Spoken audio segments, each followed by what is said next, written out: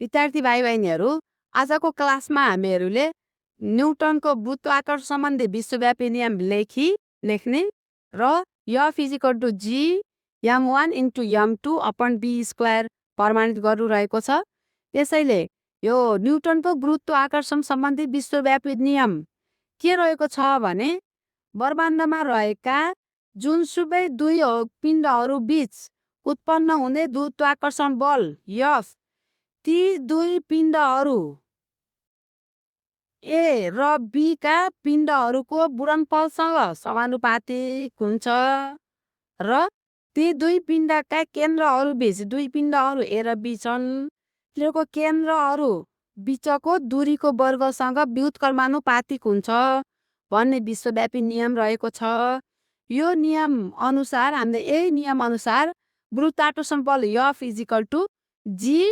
= G m1 * m2 upon d square प्रमाणित गर्नुपर्ने रहेको छ।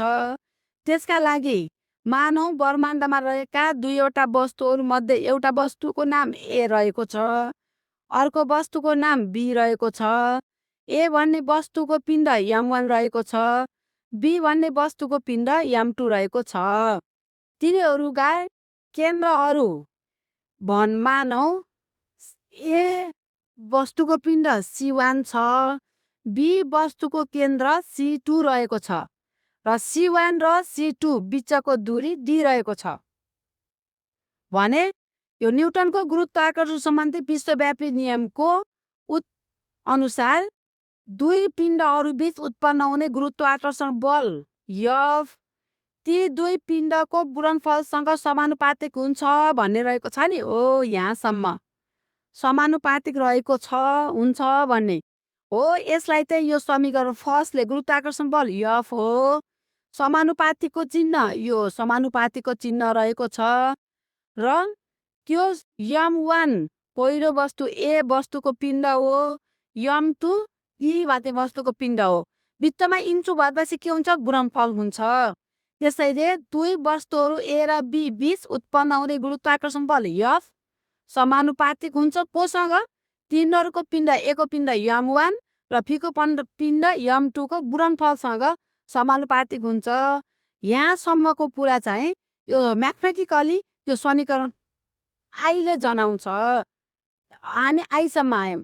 फेरि त्यसै गरी ती दुई वस्तुहरू ए र बी दुईवटा वस्तुहरू बीच उत्पन्न हुने गुरुत्वाकर्षण बललाई डी भन्ने अर्को फ्याक्टर छ, त्यसले पनि असर पार्छ। यो तिनीहरूको दूरी, तिनीहरू बीचको दूरीको वर्गसँग फेरि के हुन्छ? व्युत्क्रमानुपातिक हुन्छ।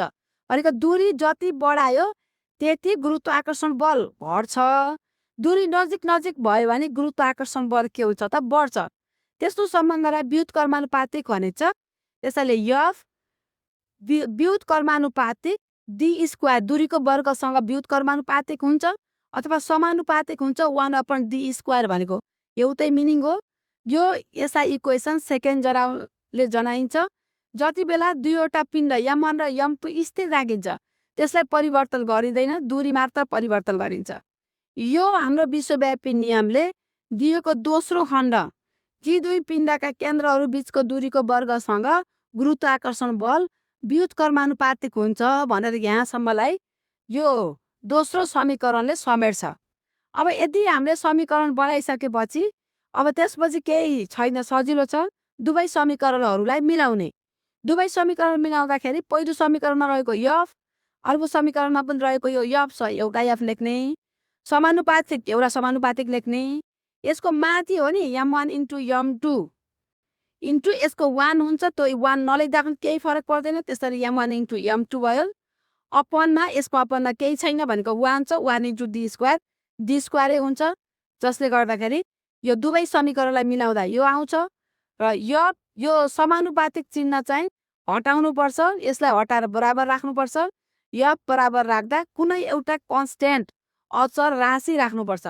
त्यो अचर राशि भनेको यहाँ क्यापिटल जी नै राख्नुपर्छ, अरू राख्नु मिल्दैन। हाम्रो किताबमा अथवा यो न्युटनले पत्ता लगाएदेखि नै जी राख्ने भएको हुनाले अचर राशि क्यापिटल जी हो, into m1 * m2 upon d square यो माथिकै हो।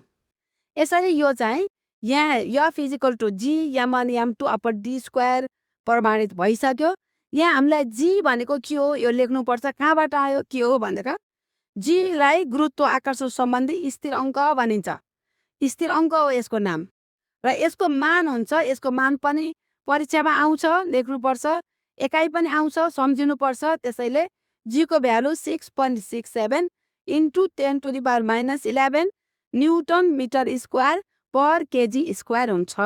धन्यवाद।